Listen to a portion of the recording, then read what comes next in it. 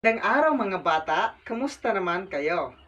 Okay, magaling na kayo ay nasa mabuti ngayong araw. Sino ang lumiban sa ating klase? Okay, mahusay at walang lumiban sa ating klase ngayong araw. Maaari po ba kayong tumayo para sa ating panalangin? Bago kayo umupo, ayusin niyo po muna ang inyong mga upuan at pulutin ang mga nakakalat na papel. Bago tayo magsimula sa ating talakayan, ano ang ating tinalakay kahapon?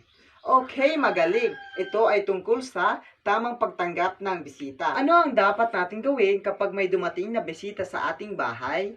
Okay, mahusay. Pwede natin silang alukin ng maupuan at bigyan ng tubig na maiinom. Bakit mahalaga na maging magalang tayo at maayos sa pagtanggap sa bisita sa ating bahay? Okay, magaling. Para maging masaya sila at komportable na dumating sila sa ating bahay. So, paano nating mapapanatili ang kalinisan lalo na kapag may darating na bisita sa ating bahay? Okay, magaling. Dapat nating linisin, ugaliin nating maglinis sa ating bahay at iligpit ang mga nakakalat na gamit sa ating bahay. May ipapakita ko sa inyo ng dalawang larawan at tukuyin nyo kung ano ang pinapakita ng bawat larawan. Unang larawan. Pangalawang larawan. So, ano ang nakikita nyo sa unang larawan? Okay, magaling. Ang unang larawan ay maruming bahay. At ang pangalawang larawan, okay, mahusay. Ang pangalawang larawan ay malinis na bahay. Okay, mga bata, saan nyo gusto tumira? Sa maruming bahay o sa malinis na bahay? Okay, magaling. Sa malinis na bahay dahil walang nakakalat na mga gamit. Bakit natin kailangan panatilihing malinis ang ating bahay? Okay, mahusay. Para di tayo magkasakit na dulot ng maruming mga gamit na nakakalat. At maganda rin sa kalooban na malinis ang ating bahay at maaliwalas. Mga bata, ating tatalakayin ang mga wastong paraan ng paglilinis ng bahay at ng bakuran. Ngayon mga bata, may ideya ba kayo kung paano natin nilinisin ang ating bahay at mga bakuran? Magaling mga bata! Ngayon naman mga bata, ating aalamin kung ano nga ba ang mga hakbang sa paglilinis ng bahay. Pwede niyo po bang basahin mga bata? Basahin ang mga hakbang sa paglilinis ng bahay. Una, mag-umpisa sa kisame. Pangalawa, isunod ang dingding at larawan na kakwadro. Pangatlo, walisan ang ilalim ng cabinet, na mesa, mga upuan at mga gilid-gilid papunta sa gitna. Pang-apat, ilabas ang mga naipong dumi at ilagay sa basurahan sa labas ng bahay. Pang-lima, ihuli ang pagmamap ng sahig. Pagkatapos, lagyan ng floor wax. Pang-anim, punasan ang mga mesa, upuan, bintana, at iba pang gamit pagkatapos ng pagwawalis at pagbubunot. Ngayon mga bata, sa tingin ninyo, kailangan ba nating sundin ang mga hakbang sa paglilinis ng bahay? Magaling! Kailangan nating sundin itong mga bata upang masiguro natin na malinis ba talaga ang ating bahay at hindi tayo paulit-ulit sa ating ginagawa. Ngayon naman mga bata, ating alamin kung ano nga ba ang mga wastong pamamaraan sa paglilinis ng bahay. Meron tayong mga wastong pamamaraan sa paglilinis ng bahay. Una ay ang pagwawalis, pangalawa, pag-aalis ng alikabok, pangatlo, paglalampaso ng sahig, at ang pang-apat ay ang pagbubunot. Ngayon, unahin natin ang pagwawalis. Pwede niyo po bang basahin mga bata? Pagwawalis daw mga bata, kailangan dahan-dahan upang hindi lumipad ang mga alikabok. Natin simulan mga bata sa sulok at tabi ng mga silid patungong gitna ang pagwawalis. Pagkatapos, kailangan din natin itong dakutin at itapon sa ating basurahan. Pangalawa ay ang pag-aalis ng alikabok. Pwede po bang pakibasa mga bata? Pag-aalis naman daw mga bata ng alikabok, kailangan nating simulan sa mataas na bahagi ng kasangkapan pababa. Kailangan din natin punasan at alisin ang alikabok ng mga dekorasyon at panamuti sa ating bahay. Pangatlo ay ang paglalampaso ng sahig. Pakibasa nga mga bata. Sa paglalampaso ng sahig mga bata, kailangan nating gumamit ng map pagkatapos nating magwalis. Ito ay kailangan nating ilampaso sa pagitan ng muebles, mga sulok at sa ilalim ng lamesa at cabinet.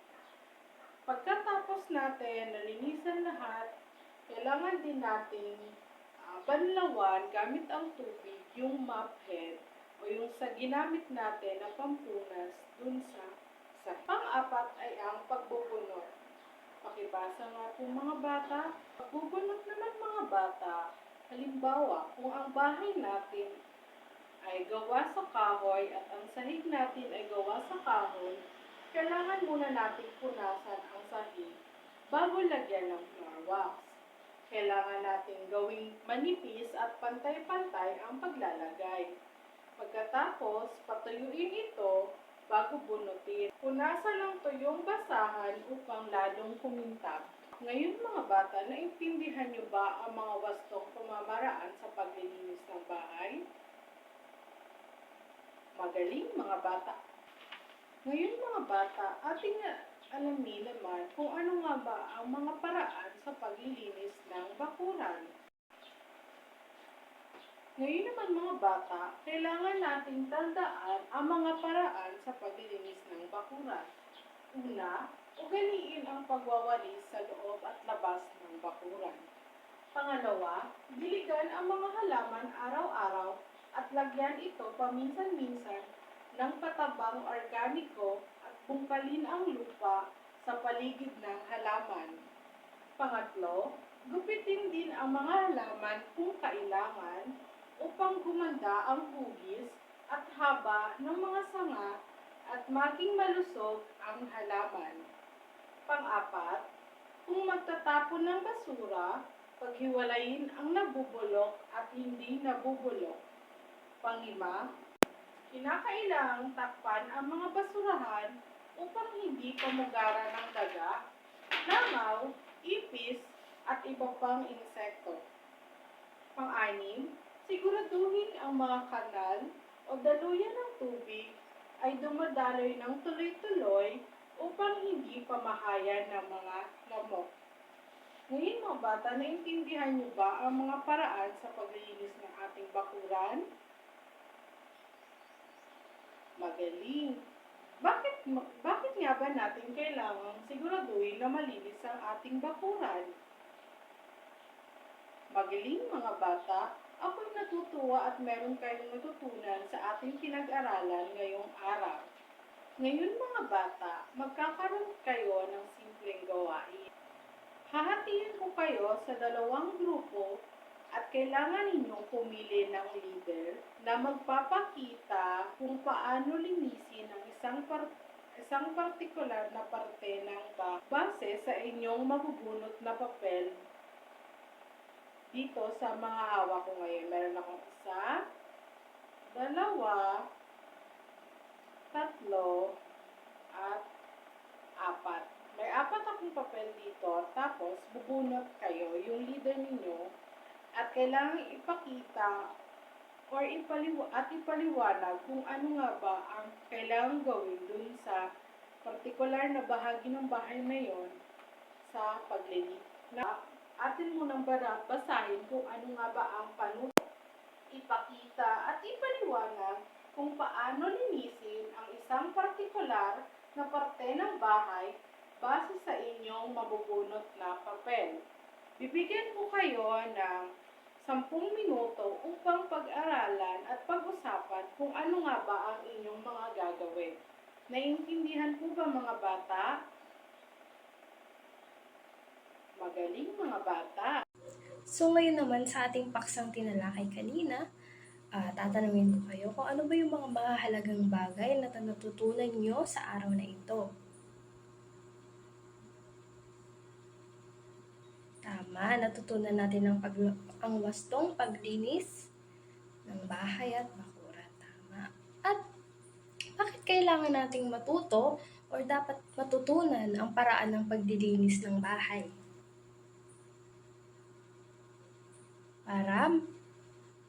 Kailangan natin ito para maging malinis o presentable ang ating bahay. Very good. So, mahusay. Dapat lagi nating tandaan na ang kalinisan ay kayamanan. Ano ulit? Ang kalinisan ay kayamanan. Very good, children.